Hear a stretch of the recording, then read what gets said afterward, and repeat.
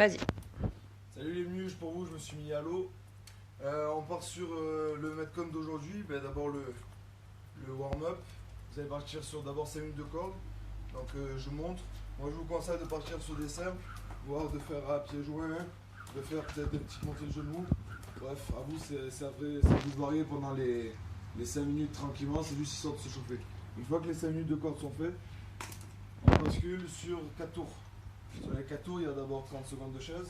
Donc je rappelle, le but c'est de se mettre à 90, le dos contre le mur correctement et de ne pas avoir les mains qui appuient sur le genou. Vous restez comme ça pendant ces 30 secondes.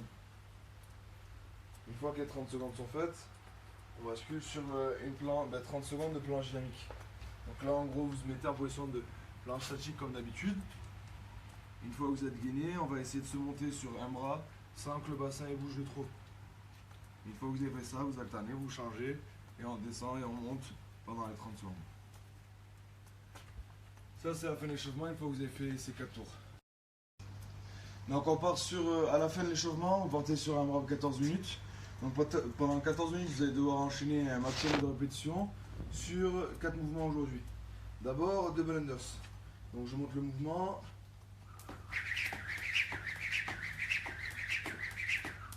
Bien sûr, ceux qui n'y arrivent pas, comme d'habitude, soit vous faites dans l'apprentissage entre 20 et 25 reps de double unders, soit vous faites 150 simples, ça ira très bien. Une fois que vous avez fait ça, on part sur des squat jump. Je rappelle le mouvement. Le but c'est de descendre correctement en squat et sur la fin de venir faire un saut. Et essayer de réceptionner en amortissant un petit peu et vous renchaîner. Le but c'est de d'abord casser la parallèle et après de faire un saut vers le haut. Ceux qui ont du mal, vous partez sur des air squats, donc des squats traditionnels sans saut. Et ça ira très bien. Dès qu'on a fait ça, on part sur 15 tuck-up. Donc on s'allonge complètement au sol. On va venir faire un mouvement dynamique pour venir toucher ensuite ses talons. Le but c'est de ramener autant les jambes que le haut du corps. Donc je rentre sur le côté.